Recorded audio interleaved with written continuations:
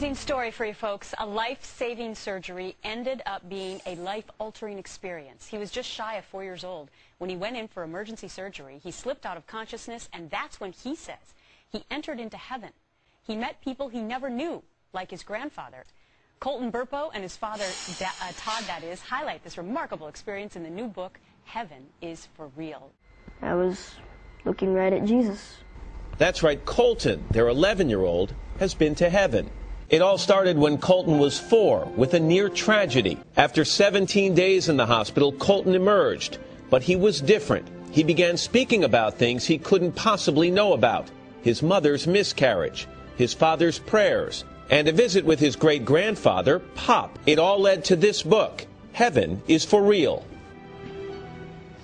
Todd, Sonia, and Colton Burpo are with us now. Good morning to all of you. Good morning. Nice to see you. Colton, I want to talk to you in a second, but let me talk to you first, Todd, and get this right out of the way. People are going to say, this is a pastor. Yes. This is a believer. This is a man of the cloth. He wants desperately to believe this, and he wants others to believe it, and that's why this story is out there. How do you respond to people like that? Well, at first, we were surprised. We doubted ourselves. We never anticipated to talk to our son about these things.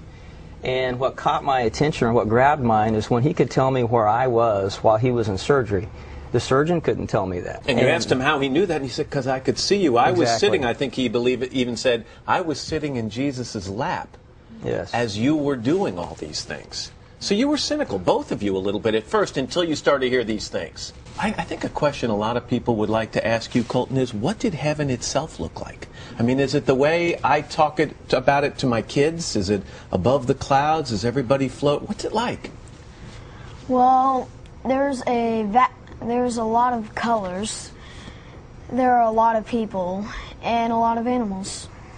You know, I think the story that's going to get a lot of people's attention, Sonia and Todd, is the story he told. He came back and he met the child that you had miscarried, and that was a couple of years earlier. Had you ever told him about that incident? Not at all. Not at all.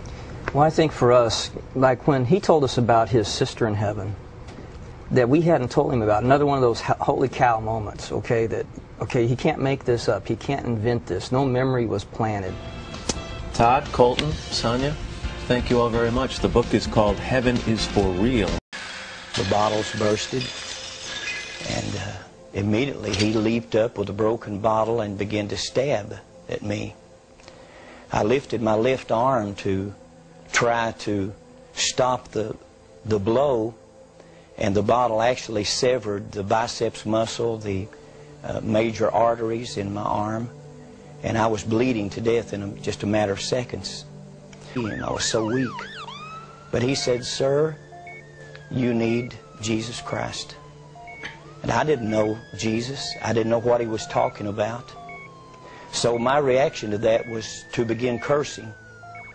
And people inside of this burning place, screaming and crying. They were burning, but they weren't burning up. They weren't being consumed. But the most terrible part of it, I began to recognize many of the people that I was seeing in these flames. As if a close-up lens on a camera was bringing their faces close to me, I could see their features and see the agony and the pain and the frustration. And a number of them began to call my name and said, "Ronnie, don't come to this place. There's no way out. There's no escape. If you come here, there's no way out." I died and I went to hell. I was in a car wreck and we flipped 17 times on I-5. And during the flipping of the truck, my right hand was broken off of me. So when I got there and seen, you know, this place that I was in, I had a change of heart. This was a mistake. What am I doing here? And, you know, just having that feeling come over, this is a mistake, Lord. You made a mistake. I ain't supposed to be down here. You know, Lord, I was a good person. You know, and I could think all the stuff that I did, but that wasn't what saves you. What saves you is to confess and to believe in Jesus Christ. That's what makes you saved, and to live according to what he has done. I was not living according to what he wrote. But yet I knew You know what I'm saying? But yet my actions were different from what I knew. So my actions is the truth and what led me there. The airplane did the pre-flight checkup. We took off. We were going, probably 100 miles an hour, maybe 100, 150 feet in the air. And the first thing I remember is the pilot yelled and slapped me on the side and said, "That's it, we're going down. We lost our engine." But I, in fact, lived through the night and the next day, and my spirit sat up in my body, and my spirit was ejected from my body.